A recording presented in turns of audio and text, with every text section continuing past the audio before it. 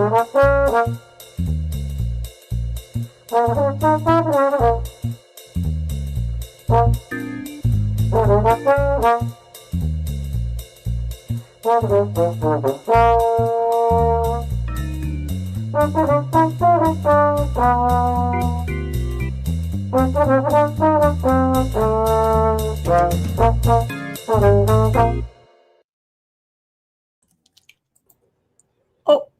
and we are doing technical stuff. Here we go. Hey. Okay, where are you, man? Oh, sorry. Oh my gosh. Okay, there we go. Hello, and welcome to Dawn. What are we doing? Hello, and welcome to. Hey, we love StreamYard. Thanks, StreamYard. Hey, we like your pod, and we're going to tell you why. Matt forgot. Well, that was great. We've never blown our. Okay, we've been doing this. This is our 5th year. We've never blown our intro before. We're just such pros.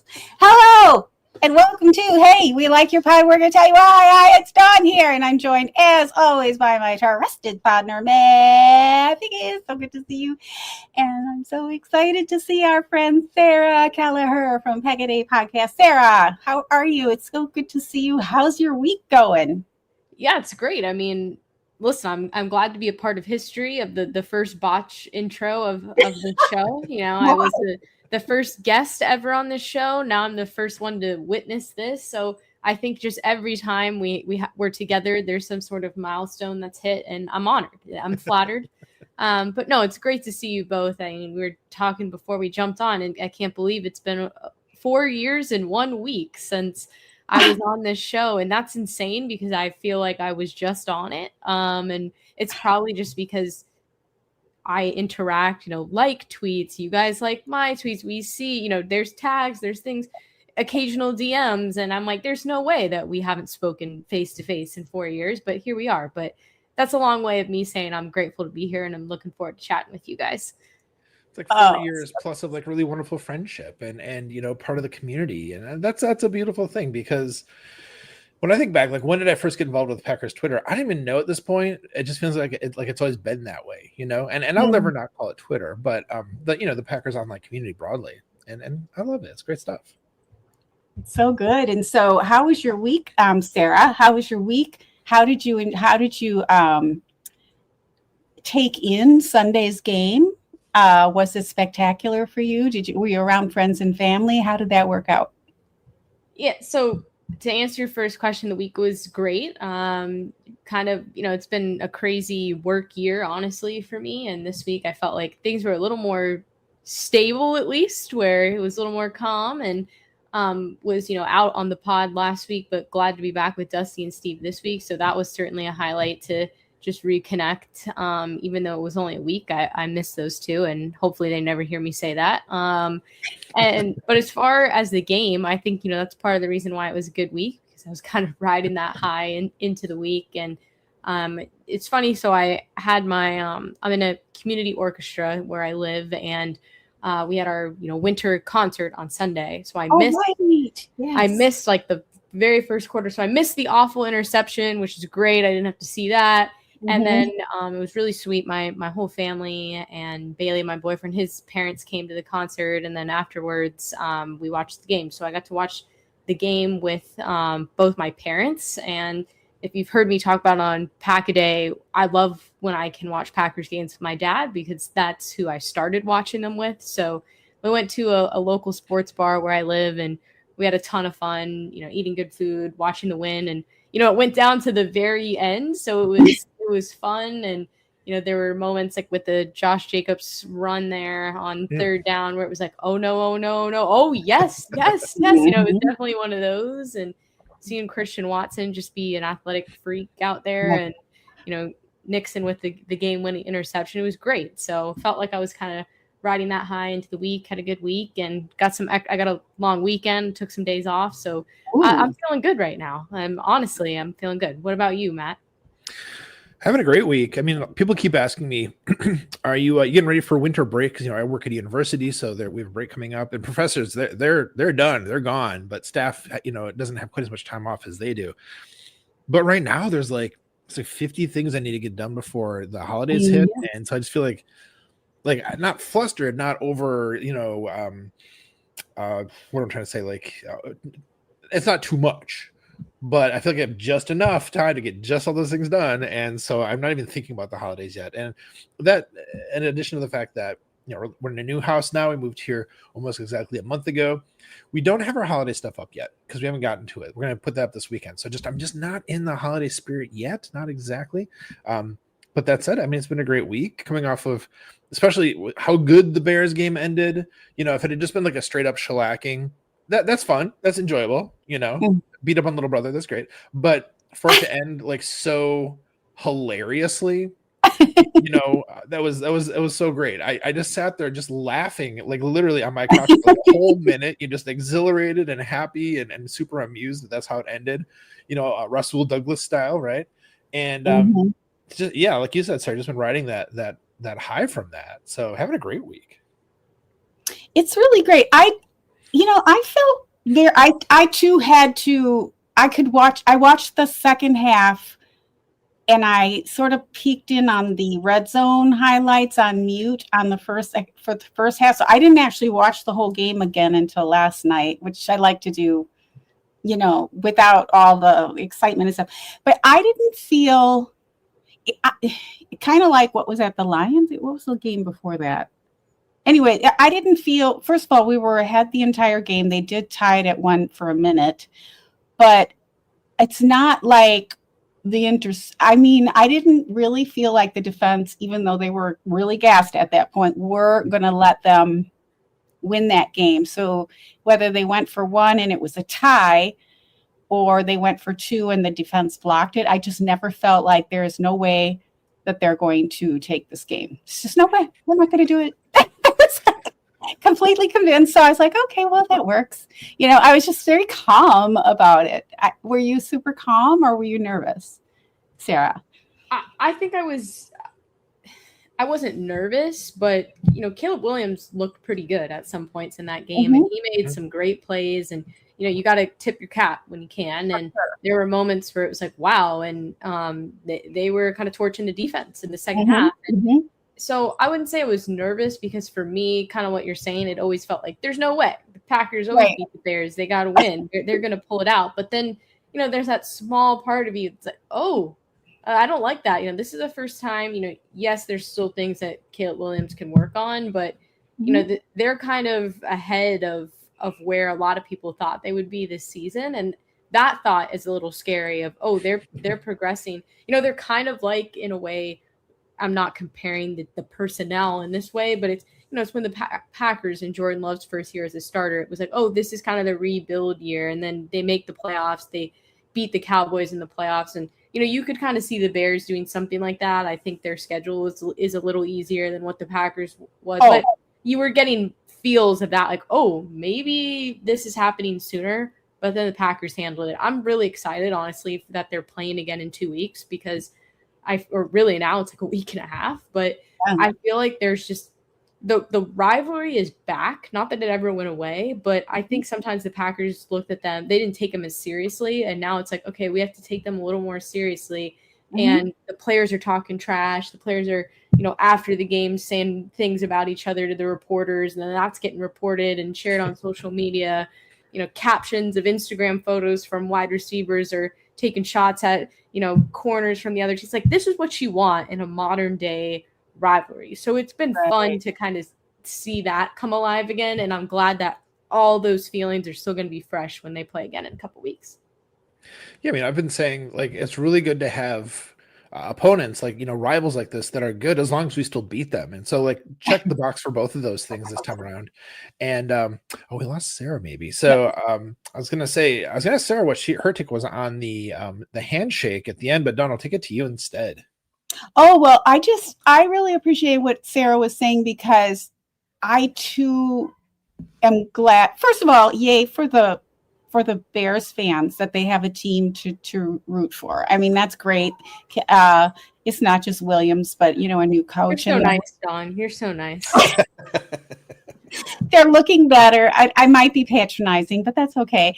And but no, but iron, I like to say, iron sharpens iron, and it's just getting us more ready for, playoff football. It's December football now, which is exciting.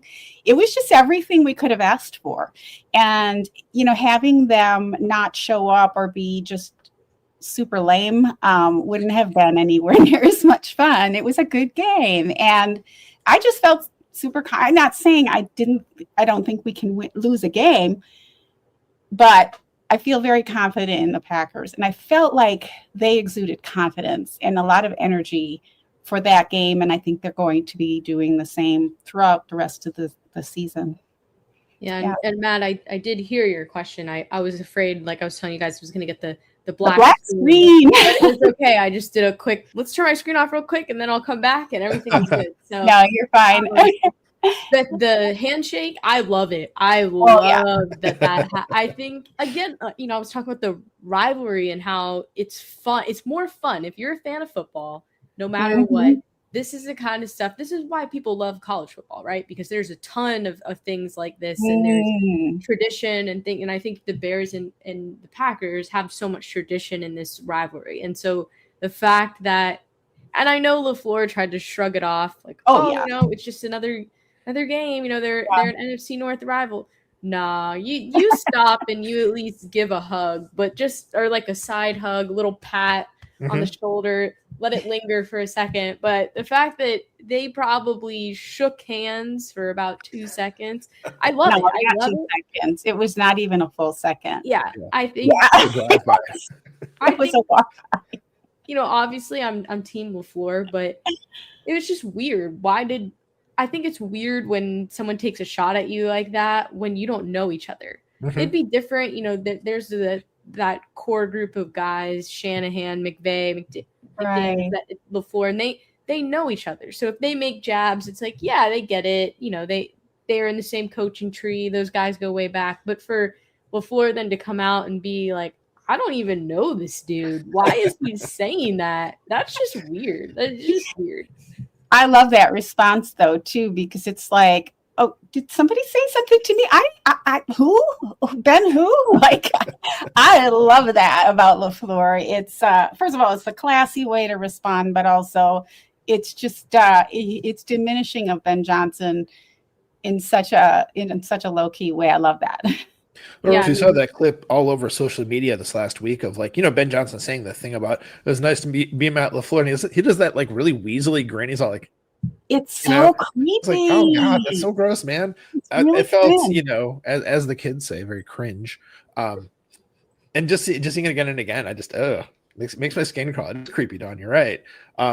If I were a Bears fan, I feel like I would have been like, man, be better. But maybe a lot of them ate it up. I'm not sure exactly. I just and then the shirtless thing. Well, then he said that it was George McClaskey, who the owner of the CEO of the Bears, who encouraged him to emphasize. He probably gets a bonus if they beat the Packers, right? I mean, I don't think they can write that into a contract, but They might get a bonus if they win the division. That could be, if you win the NFC North, I'm sure that there's some sort of incentive for doing that. But for sure. But I think there's probably like a Porsche in his car, in his driveway if they beat the Packers.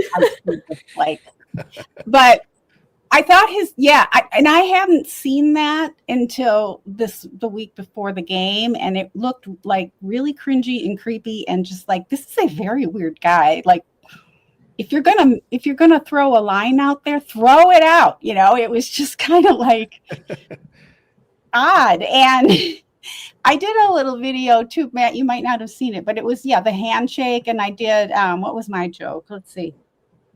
Oh, I enjoyed, this is Ben Johnson. I enjoy beating Matt LaFleur. Right, whatever his quote was. I enjoy beating Matt LaFleur. And Matt's walking by with the fake handshake thing, saying, try it as a head coach. because he's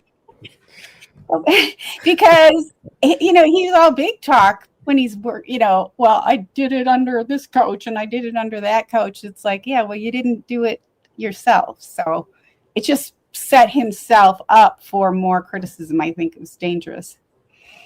But Yeah, he's a weird guy. Did you see you did see the Shirtless thing, right? I still have avoided watching that, actually. Okay. I don't know how. It was everywhere, but I felt like you couldn't avoid it. It's all over. I'm not going to see it. Okay. Well, I'm sorry. It's on our thumbnail tonight. Is that what that was? I was wondering what that was, actually, Don. Yeah, I asked you, kind of laughed at me. I was like, what?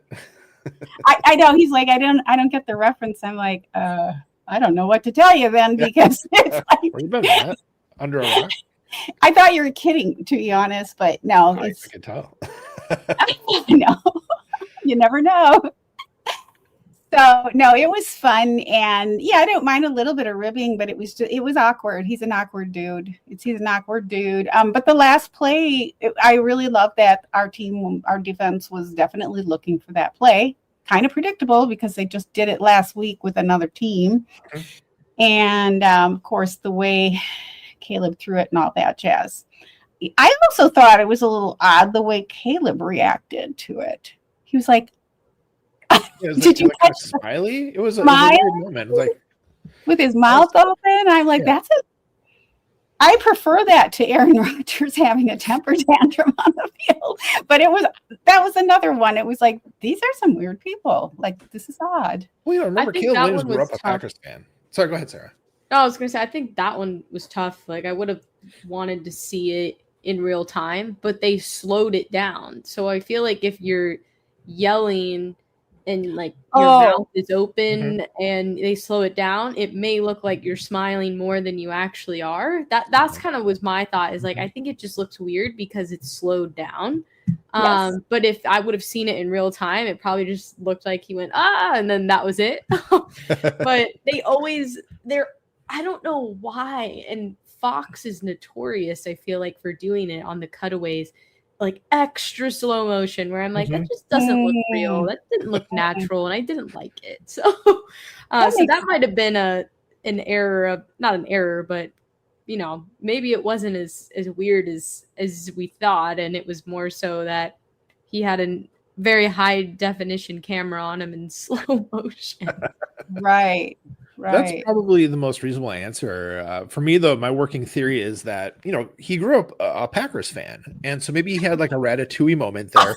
Like, the Packers won. Yay. Like, I think it's well, I saw it in real time. I don't think it was in slow-mo. And I thought it was weird. And then I kept seeing replays of it.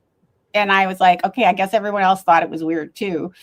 But my theory is really simple, that he's just got one of those, like, some people are like, they don't make, like, some people frown and they're angry, and he was probably like really angry, but he has like a smiley face, you know, and it's just the way his face is. It wasn't like he was actually smiling about it. I don't know, but it was odd. All these working theories. He's just learning how to emote. It's anything they're working on. How do I react to this? Oh, that was bad. Which I thought was in some ways is kind of good, because if you're in that position, I would think not getting all angry and knowing how to handle a situation like this and almost be self-reflective that quickly, isn't a bad thing. Right. Yeah. True. I'm trying to be very generous to Caleb Williams tonight. Can you tell? So, but yeah, we better beat him again. That's how I feel. And how do you feel about the Broncos game coming up this weekend? Yeah, I'm actually a little nervous about this game. I talked about it on our show this week. Not because I don't think that the Packers are a good team. I think the Packers are a great team. I think they're going to win the North. I think, they're going to make the playoffs, win a playoff game, all that. But Broncos are a good team. They have a good defense too. And the Packers, they've just had not too many. I'm say that like they've lost all these games, but the few games that they have lost, there's always been some weird factor that's played into it, and the whole going out west, the altitude change, it freaks me out a little bit. And so that's like the realistic things that freak me out. And maybe I think it's going to be a good game. I think it's going to go back and forth. I think if the Packers defense can prevent Bo Nix from making some of those big throws that he can make sometimes, then they'll win the game. And if the offense can be consistent, hearing now too that Josh Jacobs' knee is is irritated again. I don't love that because that's always a path to victory for the Packers. And the other thing that scares me is every time. So I went to UCF for college, and every time the Packers play a team that a UCF alum that I love is on, they put me in a very hard position where they have like the best game of their career, and I have to pretend that, it's just not. No, I'm not a secret Broncos fan because of RJ Harvey. That is not true. But I love RJ Harvey, and this is where I don't want this to happen. I don't want him to have a career day against the Packers because it's going to suck. And this has happened multiple times, and it drives me crazy. So yeah, I'm not looking forward to that part, but I don't know. I think that the Packers are more than capable of winning the game. It just, there are some things that worry me. We talked about it this week on Packaday, just how we predicted that the season would end. And I actually said, 3-1, and that the one that they would drop would be this week. So we'll see. It's tough. You're coming off a really big win, riding the high. Like, do you get caught up in that? I don't know, but hopefully I'm wrong. I'd love to be wrong in this case. Yeah. What about you, Matt? How do you feel? Yeah, I mean, a couple of things. First of all, I think the idea that they'll be 3-1 for the rest of the season, it feels really like spot on to me, because like winning all four, staying that consistent, just seems like it's too tough a task. It's like getting straight A's. It's just really hard to do that, to stay that consistent, So I do think they'll drop one. I don't know which week it'll be. Like, I can't really reason that out, because I feel like this season, I think more than most, has seemed really unpredictable, like across the league. So I've almost abandoned the idea of like predicting who's going to win games, apart from like just hoping the Packers will. So will they drop one before the season's over? Yeah, I think so. Could it be this week? Yeah, maybe. And my concern for it is we've seen how other teams can take the Packers defense out of the game by keeping them on the field and getting them gassed. We definitely saw that last week. And then at altitude, it's that much harder to keep up any kind of stamina. And that's where I'm worried. I'm worried the second half, if they're not getting enough oxygen, it's going to be even harder to keep going. So I think what they should do is, Rashawn Gary's nickname is like Bane Gary, right? So if they all get those like Bane gas masks, just constant oxygen pumping in, I think that's all we got to do. I don't know if there's a rule against that. I don't see what there would be. So if they do that, they'll be fine. But since they probably can't and probably won't, I am concerned about the stamina issue for the defense.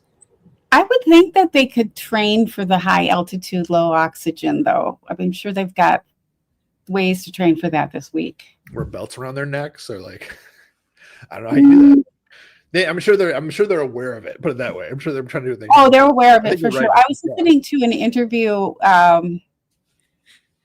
which I'll mention later, but with this one guest is a coach, and he's like, "Yeah, we never factored in altitude or travel or anything on that." Well, you probably should, because those things do affect you physically. But no, there's ways to train for altitude. I mean, it's best to train in altitude if you're training for altitude. And I do know that training in altitude, for example, playing in this coming Sunday game is going to make them so much better for the following week. Did you know that? Because they're playing in higher altitude. Yes. And so conditioning is really beneficial. Then they get back to the regular altitude and play, and it's like they're that much farther ahead of the game. So that's why a lot of athletes, and I'm not privy to what they do exactly, but they have ways to simulate lower altitude, a higher altitude at a lower altitude. So I would think sense, Don. When I was in high school, my second year, these two brothers moved to our school district from Colorado, moved to Wisconsin. And they were both like really talented brass players. One was a trombone player, one was a tuba player. And I remember the trombone player saying early on in his first year in Wisconsin, like, he's like, I feel like Superman. I have like all this oxygen I can take in. I can play like forever. Mm-hmm. This is amazing. And by the end of the year, I think it had kind of like worn off, of course. But you make a good point that could help them, at least for be extra conditioning for the next week. I like that. Yep. So for the next Bears game. Well, I've seen the Broncos play. I mean, they're definitely a good team, but they have had a lot of like lucky wins and fourth quarter wins and that type of thing. So, and I guess the Packers are actually favored by a little, even though it's a home game for the Broncos, and they haven't lost at Broncos Stadium, whatever that Denver Stadium is, this year. They've had 6, or at least 6 in a row, wins at home. So I don't know why the Packers are favored because they're awesome, Dawn. Come on. They're a good team, but with those factors, you would think that it'd be like, I don't know. But it's almost like a toss-up. So hopefully it's a good game. Hopefully there's no injuries. That's all I care about. In the end, yeah. Because we need to make it through to the postseason without any more devastating injuries because we're limping along there. So with that, I'm excited. I was a little nervous about the Broncos game, slightly, but not super nervous. I'm going to feel okay about it. And I'm not going to worry about it if it's a loss. It's not like a must-win game. Right? True. Right. The Bears and the Vikings wins would be great. I think we'll beat Baltimore. So and Baltimore too. Yeah. So is anybody going to that game at Lambeau? I am not. So are you going to any games? Did you go to any games this year at all? No, I didn't make it up there this year. I had a busy fall. I had, a friend getting married that I traveled out of the country for and just lots going on with work. So this year I didn't make it up, which I think means next year I have to go to 2 games or I got to make up for it. But yeah, unfortunately I didn't make it up this year. I have not thought about their road games next year. If they're getting anywhere closer to where you're at in the country, no idea who they're playing next year, but fingers crossed they get somewhere that you don't go all the way to Lambeau, but then you can see them maybe somewhere closer to you and also do a pilgrimage back to the motherland. That'd be great. True. Yeah. The motherland. I am excited because it's pretty heavily rumored, probably going to happen with approvals, but the Jaguars, and I believe it's 2027, they're going to be building their new stadium up in Jacksonville, and they're going to relocate temporarily for 1 season to Orlando. So that I'm really, really hoping it happens because regardless if the Packers, I would hope by the grace of God that, the Packers have an away game and I could only drive, 20 minutes and go and see them. That would be amazing. But even then, I'm like, wow, I would go as much as possible to see an NFL game, only have to get in the car and drive a few minutes. I mean, I think that's quite the privilege. Usually, right. You have to travel a little bit, even by car, or you have to hop on a plane. So yeah, I'm hopeful that I'll get tossed a bone on that one and be able to see some good NFL games in person and without having to travel too far. Which really is awesome. I can confirm that because my in-laws live downtown really close to the Bengals stadium. They have an extra parking spot in their garage. So like we can go park at their place, go to see the game, like a short walk to the stadium. It's awesome. So yes, hopefully that works out like that. I mean, and the Jaguars are really fun right now too. They're, I think probably for next year or two at least they'll probably be a fun team to go watch. So that'd be cool. Yeah, I'm excited. Yeah, that would be very cool. Well, hey guys, what do you think? Do you think it's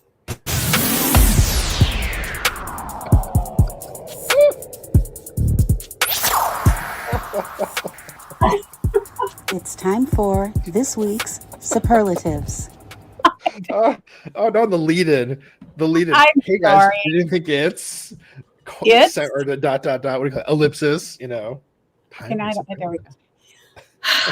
I'm not good at this free StreamYard version. I can't handle it. One more week of this. Okay. So, Sarah, you're gracing us with a few superlatives this week. So I think what we'll do is hear your first superlative, turn it over to Matt, and we'll just take turns. How does that sound? That sounds good. Yeah, I think I might have over-prepared. I tried to come up with a lot, so we'll see. Oh, good, because I'm under-prepared, so you can balance me out. All right. So my first one is football-related, Packers-related, but not necessarily what you may think, and that's the superlative for photo master, and that is going to go to the Packers team photographer, Evan Siegel. Just absolutely phenomenal work every single week. There's 1 or 2 photos. I mean, every photo is great, but then, he posts his dump and it's like, oh my gosh, that's the greatest photo I've ever seen. The framing, the lighting, the editing, whatever it is, the photo truly tells a story. So had to shout him out. I feel like he gets a lot of love and it's still not enough. Right. And as someone who has done sports photography before, know that is not easy. And no, not. Just so many kudos and so much, what a gift that as Packers fans, we have someone like that is putting out incredible content week after week, that'll be in the Packers history books, and had to just shout him out first for my first superlative on the show. I love that one. I've done a lot of amateur photography, digital stuff with DSLR, things like that. And you get to the point where I think I'm pretty good at this, and then you look like somebody's work like Evan Siegel, like, oh, I'm terrible at this. This is way too good. Exactly. You're like, oh, I should have quit. Yeah, I've never done that. I'll put my camera back in its case now. Darn has an Evan Siegel in the background there. In fact, that is Evan Siegel. Yeah, he absolute art. I love his work, and he's also very nice because I've interacted with him a couple times on photos of whatever. I don't know why, but whatever. And he will respond, and he's great. Oh, nice. True artist. Yeah. What do you have, Maddie? Well, before I jump into my first one, we've been not giving the chat enough love here. Oh, yes, I forgot the chat. I'm so sorry. Hit some highlights real fast here, Dawn. So, yes. Of course, we do have the typical comments about, am I in a dungeon? That I'm going to get parole from the prison to go see the game, stuff like that. And Joe's asking a lot of questions about Sarah and Florida with was it UCF, right? So a lot of that was coming through, but I think you addressed those, Sarah. The one that I thought was pretty funny, though, from True North, he said, are Tom Grossi and Iowa Joe the only Packers content creators without a show of Packaday? I will say, True North, you watch this show every week. You're always with us, and I appreciate that. But you know about so many other content creators because we talk about so many people on this show. But right. Still, the Packaday family is a wonderful group. Or Cheesehead TV. Yeah, there's a lot that are not on Cheesehead TV. A lot of Packer. Just look in our show archives and you'll hear about all of them. That's a good point. And hi, chat. Thanks for being here. And thank you very much. I said hi and typed it out earlier, but we love our chat. We love our chat. We do. Okay, all right. So need to make sure to give them some love before we move on. So my first superlative for the evening is most informative. This was a new content creator to me. Stumbled across, my algorithm on YouTube the other day when I was eating lunch, and this was a really good one, you guys. The creator, his name is Dr. Pigskin. He is unfortunately a Vikings fan, but we'll let that go this time. Okay. And the video that he made was called "Why I Became an Advanced Stats Nerd, and You Should Too." Oh, this was a good one because he was definitely writing it from the perspective of here are some advanced football stats that are commonly cited. And my audience will be people who don't really know what these things are, but are curious. So it was, I'm not gonna say it was dumbed down because it definitely wasn't, but it was, very approachable. He made sure that it was something people could come in with just a little bit of football knowledge and understand and see examples of and why it's important. So he focused on EPA per play. And he focused on success rate. So just two of your something more basic. I don't mean that derogatory, more basic advanced stats that are used a lot when people talk about football. And I'm going to say I knew what both those things were coming into it, but I definitely understand them better than I did, which I really appreciate. So it was a good well made educationally and for a level of a person who is exactly what he's looking to try to bring in, and also he has a good presence on camera, is a little self-deprecating but also funny and it made a good presentation, so I really enjoyed it. I like that. And so how long are his videos? This one was about a little less than a half hour, I think. I haven't checked out his other stuff yet, but I'm definitely going to. So manageable for a lunchtime for sure. Right. That's good. Because especially with stats, it's if you're into it for an hour or something, you can sort of glaze up. I like that. I'm going to look into that, Maddie. Dr. Pigskin, yes. Okay, so my first superlative's going, and I didn't name it anything, but that's okay. It's going to Locked On Packers. They do this segment I just discovered called Squad something. Squad something. Let's go with that. I'm so sorry. It's Squad. It's Locked On Packers, but it's their squad room or whatever. And this week they had, and it's run by Brandon Schneid. Okay, so is this it's Peter Bukowski doing this part of the show, or is it a totally separate show? Run by Brandon Schneid, who's part of Locked On Packers, but it's with Peter and this coach Jags, who I don't know who that is, but I'll look into it, I promise. And I mentioned him earlier. does not care about altitude or travel. It's not his problem. And then also former tight ends this week was Dominic Daphne. Dominique Daphne. Yeah, I like him. And actually, Dominique, from this, I learned that he has a podcast, but I looked into it and it's like, I'm not interested in his podcast because it's college football. But if you're interested in college football, especially Iowa, you want to check out Dominique's podcast, but I digress.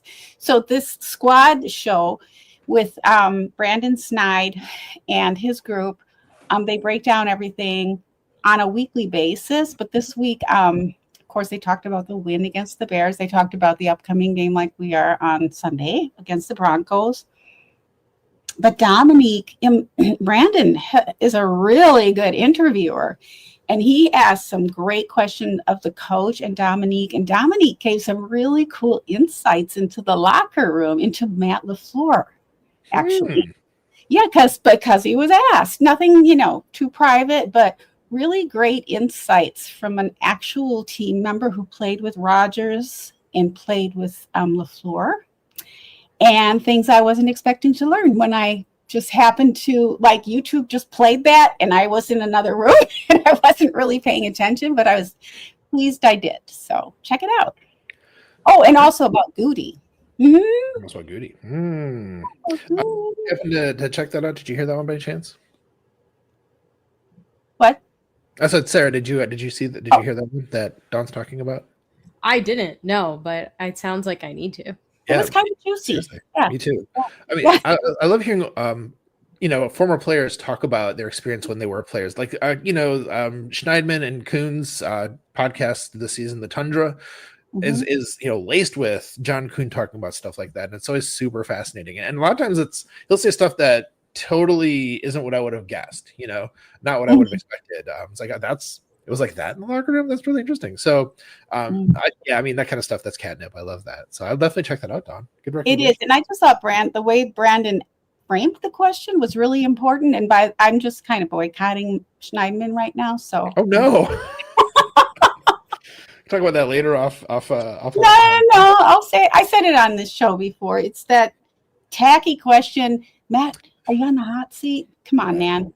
Hey, Schneidman, how you feeling now? He didn't think that LaFleur was on the hot seat. He had to ask that question for the fans. He did not have to. I don't fault him for that. I do. And I always will.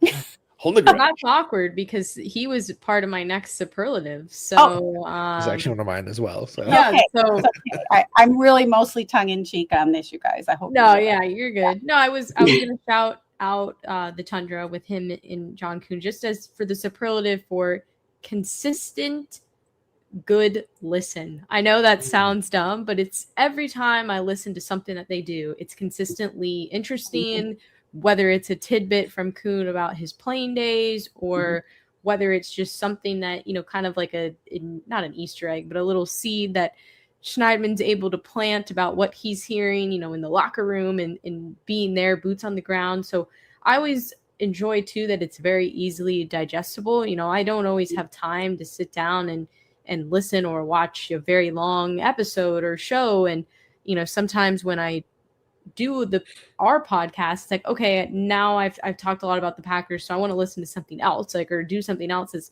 not necessarily a podcast related to the Packers, but they put out great clips that are easy.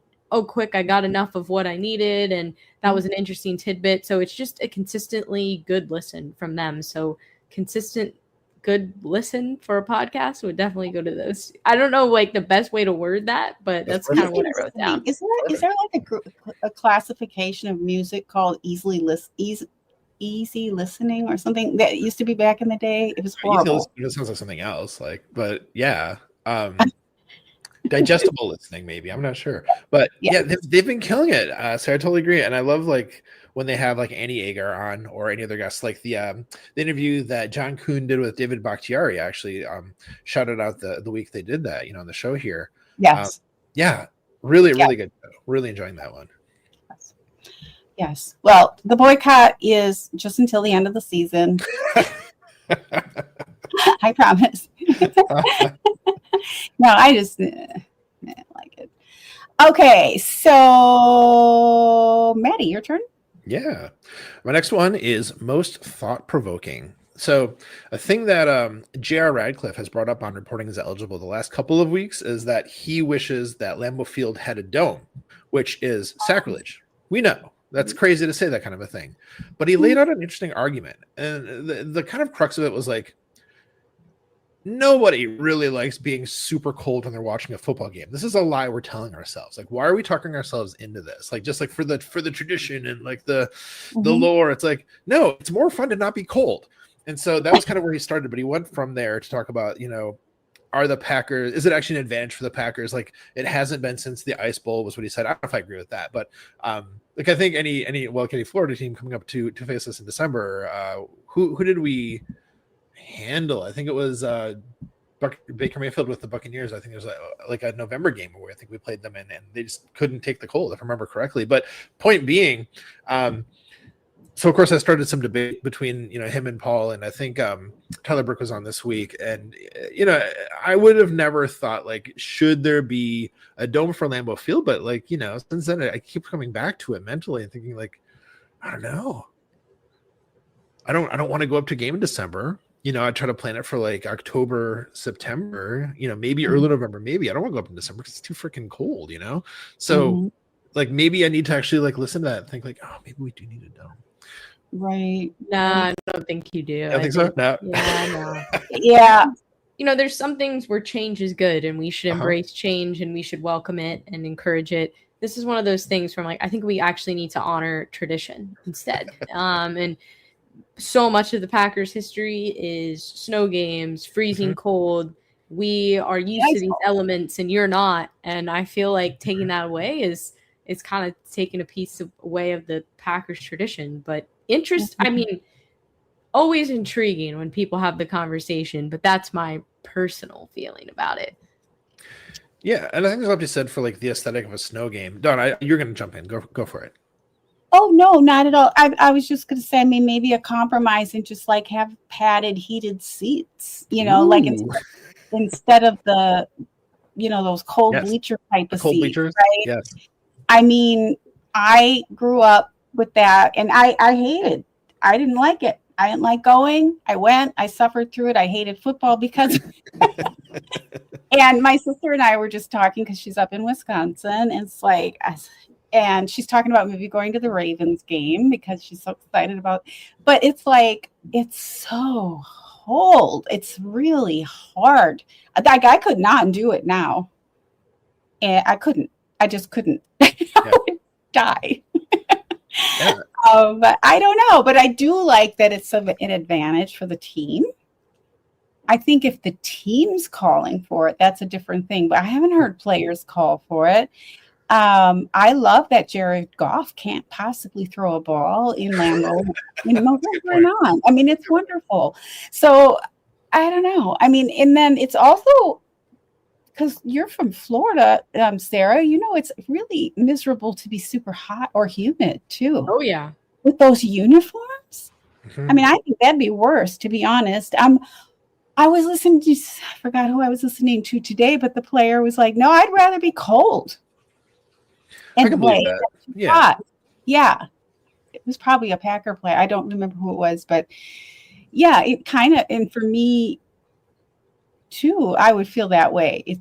If I were out, like when I would used to do runs and stuff, it's like, if it's 70 degrees and you're like out there for 4 hours in the sun, it's a lot, even if it's just 70.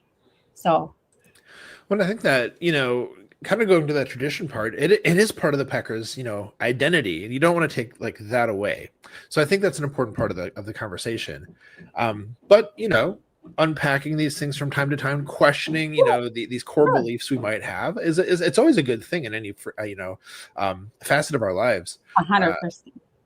But maybe not the dome. Maybe don't put the dome on Lambeau Field. Maybe not. Yeah. I thought maybe he was going to bring out that it's better for the field and for the turf, and it's not as hard, and maybe that's more of a thing. But yeah, but you're right. It's a great thought exercise. Right, because in the end, the superlative was most thought provoking. I think I provoked some thoughts here tonight, so there you go. I'm all for heated seats, and padded seats. Gosh, me too. because I can't even imagine. I mean, I haven't been since in decades there in the winter. Mm-hmm. I was there for a fall game, and it was a little chilly at night, but that was for me. It was below 65. Oh no! Get out your parka. I don't have clothes for that. All right, so my next one. Okay, this went back a little ways. This is more insights. This was from Rich Eisen's interview of Joe Banner about a month ago. Could have been longer. Okay. Joe Banner is a retired NFL executive. I can't remember what teams off the top of my head. I didn't write down. But if you want to understand what goes on like at a higher level, this dude is really intelligent. And the way he laid out some problem-solving techniques that general managers might use as to, when it comes to draft time or adding a player or this and that, tanking for the season, really, really interesting. I think you would like it, Matt, for sure. And I think our audience. Yeah. So that's all I'm going to say about it, because I was listening to it. I listened to it when it happened over a month ago, the interview. And then it was one of those things that just started playing on YouTube for no reason. And I was doing something else and I listened again. Mm-hmm. And so I wasn't like taking notes or anything, but I had to mention it because it was like, oh, this is really good right now. And they were talking about like the Jets and their whole mess, and all that, but it doesn't matter what team it is because that problem solving executive level thinking that a lot of times fans don't think about. I think it helps us to be better fans when we understand what goes on behind the scenes. Yeah. A little. Yeah. 100%. Because smarter fans are better fans. Right. That's right. Yeah, and that seems like a good one, Don, for like you said, it was about a month ago, but like that doesn't matter, which is beautiful. It's timeless. Yeah, like it's timeless. Exactly. I'll definitely check that out. For sure. What else do you have, Sarah? All right, this one is a fun one, and it's kind of in honor of Micah Parsons' quote post-game this week about Keyshawn Nixon, and I won't say it on this program, but it's going to be the thank you little scrappy mother blank blank blank. Superlative this week goes to someone who I know is a friend of the show, but someone who's just an absolute hilarious person to follow and really is scrappy online, and that's Erin Alice. So many hilarious tweets. I feel like, she's brave enough to let the inside thoughts win, and that's good.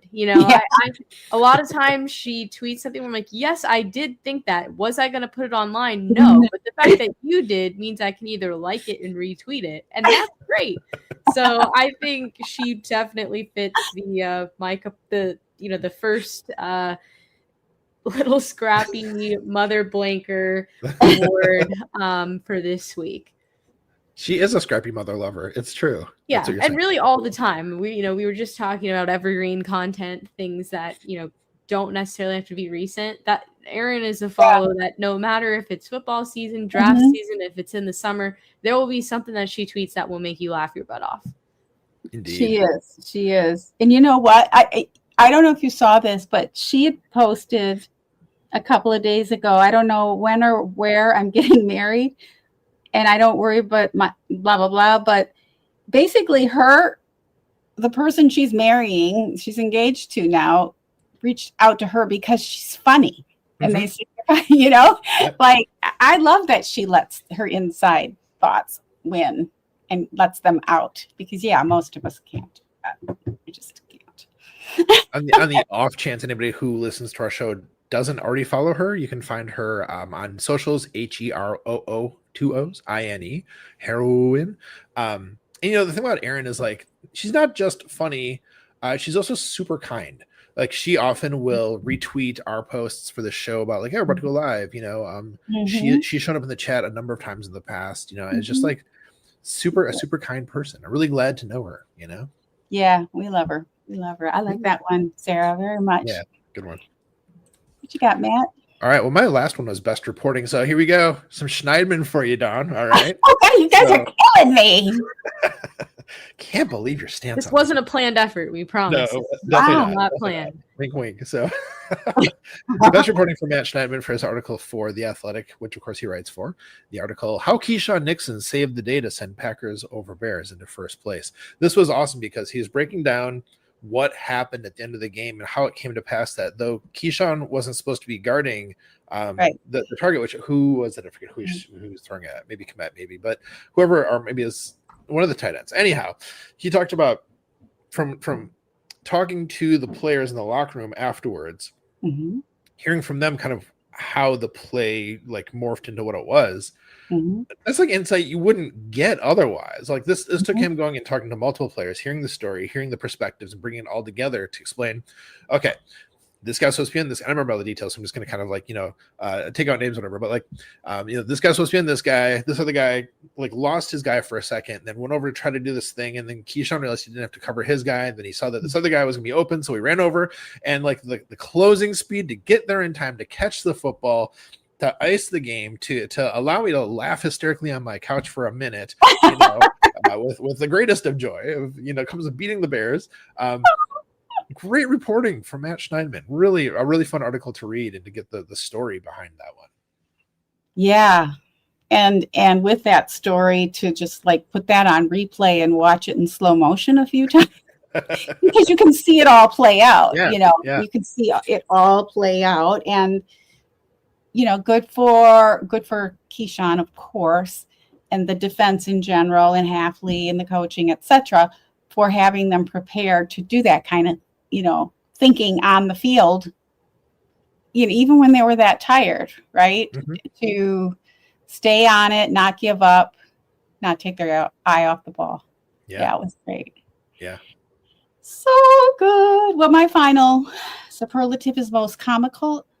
2 words, Phillip Rivers. I don't know what else to say.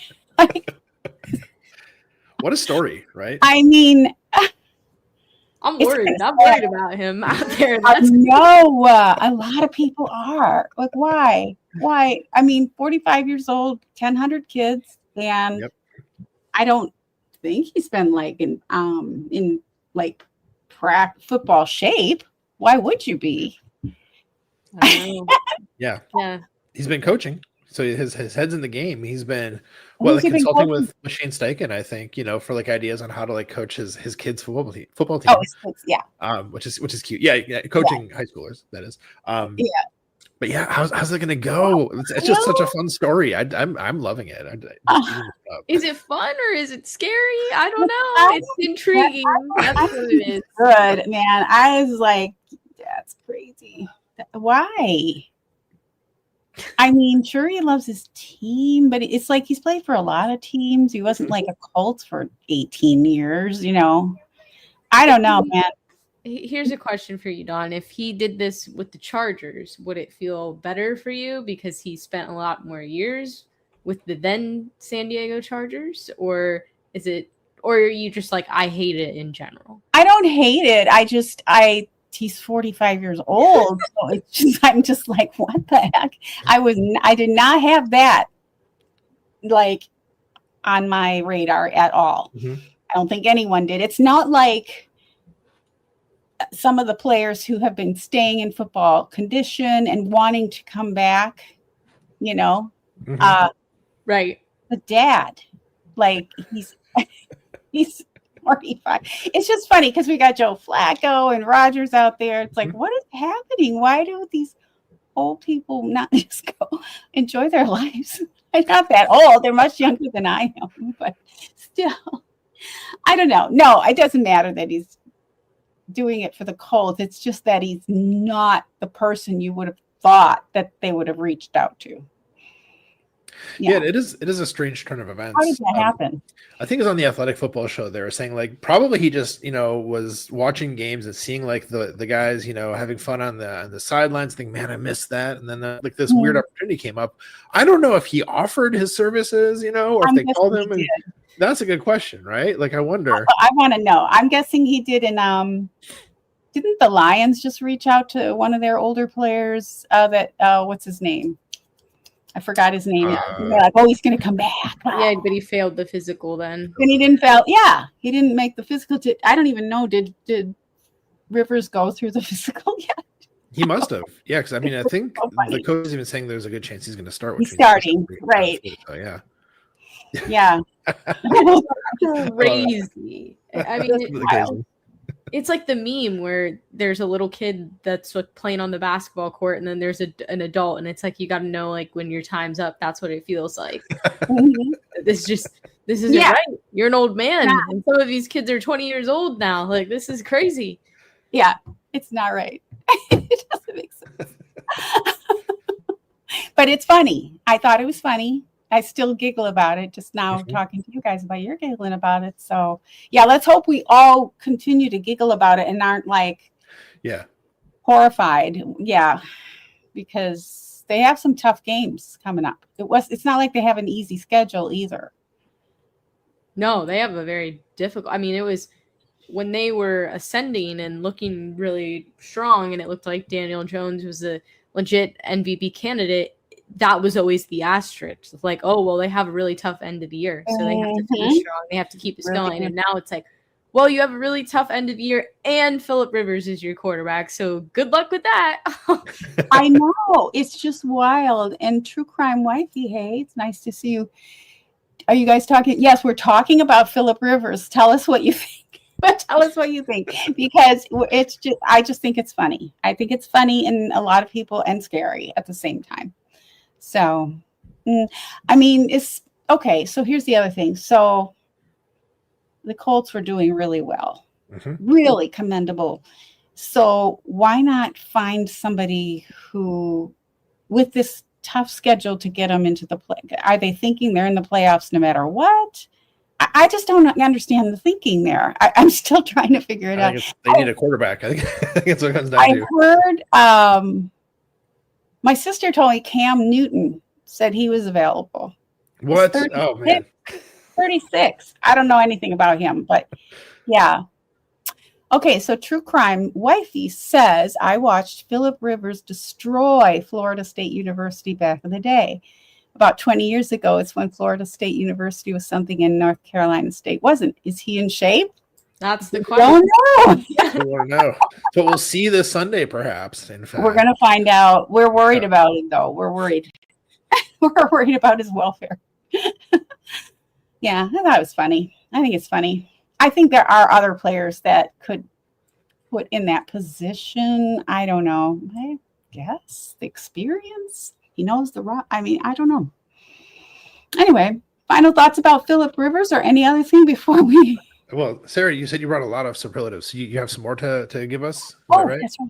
I just had one more, and cool. And it was for admin of the year, and that's to whoever's running the Green Bay Packers social media accounts, because the content has been so good. I mean, we went from crumbs to now we have the whole pie and a cookie and a cake. Like, we have, I mean, it's crazy. There was Wicked references this past week. There was TikTok, pop culture. As someone who's big into pop culture and is a sucker for some of those funny viral videos, they're just absolutely tapping into every trend, somehow making it relevant to the Packers. The crazy thing is just how they get buy-in from the players to do some of these ridiculous videos too. So I've just been loving what they're doing. I don't know, maybe when David Bakhtiari called them out a few years ago and said, you guys got to be better, that was the wake-up call that they needed, because the content has been much better ever since then. But I mean, this year I feel like it's on a whole different level. And even just the videographers and what they're capturing for the hype videos and the recap videos and all, the post-game locker room videos, I just love it. So just shout out to them for the awesome work that they're doing. Yeah, absolutely. And then they, like you said, they capture the references to current stuff, but they'll also throw in references for the older folks like myself. If you think about their schedule release video, I think it was this last one, had just a bunch of references to Vines, which is definitely of my people. So yeah, they'll get it. They'll spread the love to different generations of the fans out there. I guess what I'm trying to say, and I appreciate that. They're absolutely killing it. It's been really cool this season to see. Yeah, it's a great shout out, Sarah. I love it. It's been fun. It's been fun and surprising, like you say, because the Packers we're so buttoned down, and for them to let their social media department just like go, it's just fun.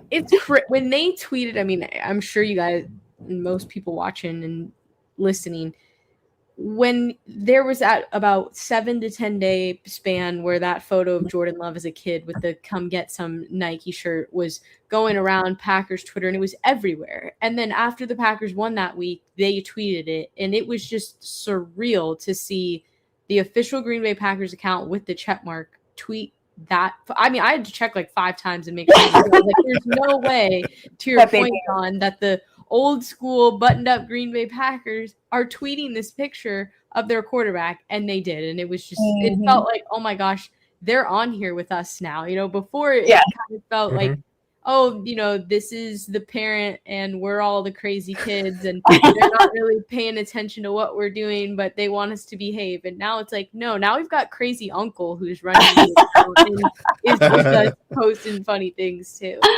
Yeah. It's wonderful. They're one of us.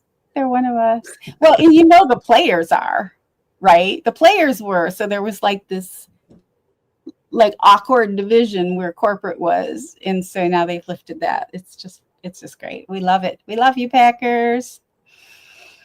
Hey, and True Crime Wifey. That's a hard, what? That's a tongue twister. True Crime Wifey. Is generally here for my true crime stuff. So thank you for being here. Are you when your people from this stuff crossover, Donna? I was loving that happen. Yeah, it's. But hey, everyone's a football fan. Well, not everyone, but there are football fans as well. I just found out. I didn't just find out. About a month ago, one of my besties in true crime. She's a lawyer in North Carolina. The next thing I know, I see her posting "Go Bears" somewhere. I was like, what is happening? How did I not know this? I was so shocked. Plus, because she's not from there, it was just, but that doesn't mean anything. But it's funny how that can happen. So I do try to be kind to all the teams because it's not fun to be, for your team to lose or anything like that. But there's someone who lives in the neighborhood who is a Bear fan, and I was very careful this week. I so badly wanted to put my parents in. I was like, how are you? So, but I do. I'm happy for fans I'm happy for fans that have teams that they can be proud of and happy for, and not just be like, oh my God, they're going to lose all but 2 games this year. Because you don't want to be that. To have that as your team would just be horrific. Yeah. So Packers have gone through some really lean years too, right? So Packers have lost games too, right? But the thing about what I feel personally as a fan about the Packers is I always can count on their organization, their history, and that they're solid. And I don't have super big questions about their decision making. You're never going to bat 100%, whatever that is. But you don't have some crazy owner making really weird, I'm not going to name any names, trying not making all these erratic decisions. And one of the things that reference I made that shout out was to Rich Eisen, because they were talking a lot about the Jets organization, right? Because they've done some really wacky things there. So yeah. So to have an organization like that would make it harder, I think, to be a fan. Yeah, I mean, I can say locally, I'll just say it. Yeah. Bengals are a well-run team at all, and their Right. fans would be the first to tell you that. You see it in all kinds of ways, and like you're saying, Don, same here. The Packers, I feel like, are a well-run organization. I trust, Goody. I trust the whole, org chart of the folks who make those decisions. I believe in the Packers. We're very lucky. We are. And True Crime says, yes, it's funny how all people are multifaceted. We can love true crime and like certain teams in the NFL. And and I didn't name names, but yes, it's Judy who's a bear. Holy moly. Oh, Judy. We love Judy, even if she's a Bears fan. We do. We can do that.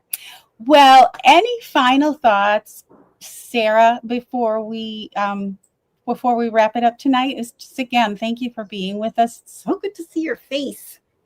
Good to see you again. This has been awesome. I, have a lot of love for the two of you, and I think this is a great way to shout out a lot of people who are doing good work. And I just said that we're lucky to be Packers fans and be fans of an organization that's been run historically very well, but we're also lucky to have such a rich group of creators, writers, bloggers, podcasters, whatever journalists, even the traditional journalists that report on the team that just give us so much. I mean, the fact that there are so many different Packers podcasts and you could listen to each of them and learn something new is just something that I think we kind of take for granted. And there's so much knowledge and so many smart people, way smarter than me, way cooler than me, that I just love watching from afar, listening to their stuff. And so I think this is great to just give people the opportunity to learn more about others. And yeah, I mean, if you're not following our Wednesday episode of Packaday Podcast, definitely tune into that. And we're always grateful. We've been doing it a long time, and Dusty and Steve are two people that, I consider them close friends, and it's just been great. And I think it's another example of just how lucky we can be being connected to good people, even when we don't live or work or are anywhere near those people. So just thank you. This is great, and appreciate you both for having me. And hopefully we don't wait 4 years in between the next episode. Crazy. Yes. Right. Crazy. I'm shocked. It does. It feels like yesterday, Sarah. It really does. A lot has happened since then, but it does. It feels like yesterday. Maddie, any final thoughts? Yeah, I mean, just Sarah, we so appreciate you joining us. The work that you do on the Wednesday Packaday Podcast. We of course have regularly said that you guys are our favorite crew, and I stand by that. And just especially you keep Steve on track in a way that is very needed, because I think that Dusty would just sit back and let Steve be just go on his rants and stuff. You're an important part of making that show what it is, and I appreciate that about you. You helped make it a great episode every week. It's one of those things. I was thinking about this earlier today. Like, what are the podcasts that always go to the top of the queue? Because right now I have like 7 or 8 like waiting for me, right? Wednesday Packaday is one of those that always goes directly to the top when it comes out on Wednesday morning. I'm like, okay, listen to this on the way to work. Here we go. And yeah, it's good stuff. We love it. It's great. Yeah, Sarah, again, being our very first guest on this podcast over 4 years ago, 4 years in 1 week. I can't believe it. Right. So we're so glad. And I'm sorry it took us so long to ask you back. Listen, I would have never known unless you told me. I knew it had been like a year or two, but I didn't think twice the amount. That's just bananas. It's crazy. One that actually reflects what you're saying, Sarah. There are so many content creators that it's like we have so many people we haven't even gotten to yet that I want to have on the show.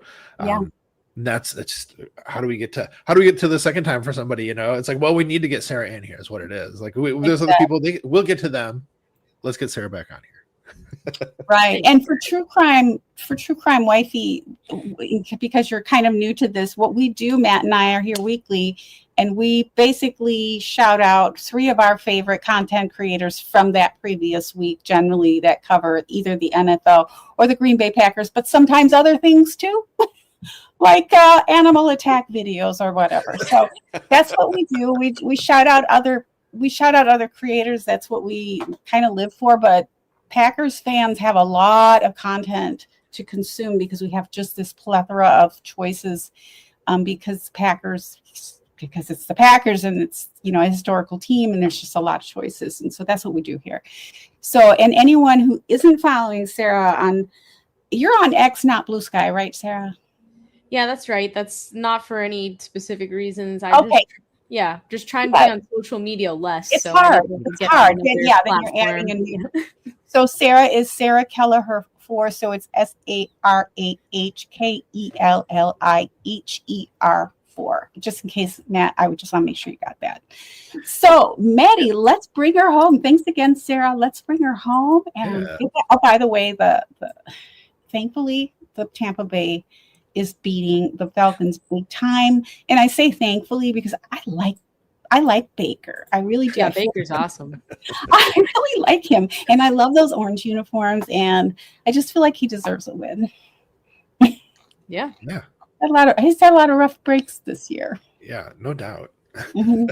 And I always loved his Progressive commercials. Those are fun too. He's cute. He's fun. I like him. Yes.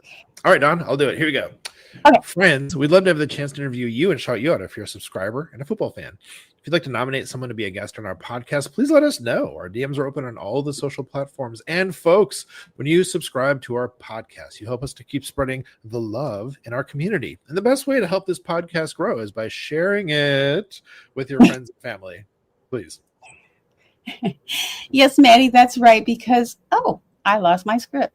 Yes, Maddie, that's right. Because we love you. I should know this. It's been 5 years. We love you. We're fans of you. And we're so glad and lucky to be fans of Emo Story Team in the NFL. Mm-hmm. We appreciate your support, your subscriptions, and sharing our pod. And we look forward to seeing you next week on. Hey, we like your pod.